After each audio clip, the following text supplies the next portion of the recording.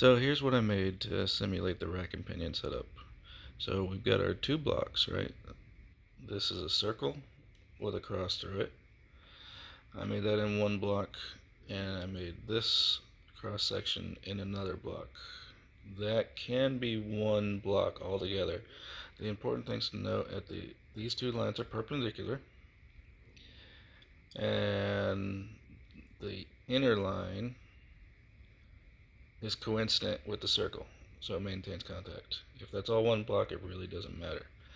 Another important note is that this line here runs through to the center axis of the system, and there is no mate here.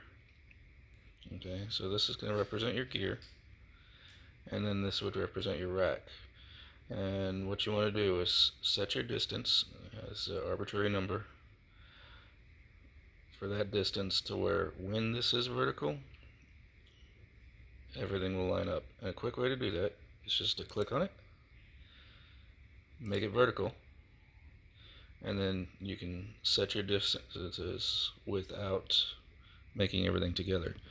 And then these sketch relations, to get rid of those, just click on it and then press delete, not the backspace. Make sure it's delete.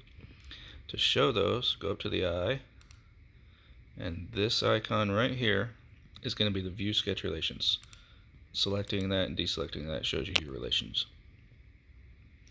In order to make the actual rack and pinion,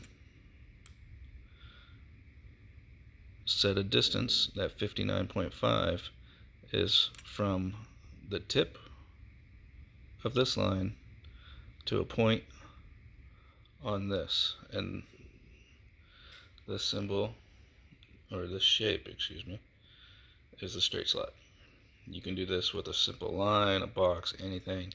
I like the straight slot because it gives you that nice reference right there. Hope this helps.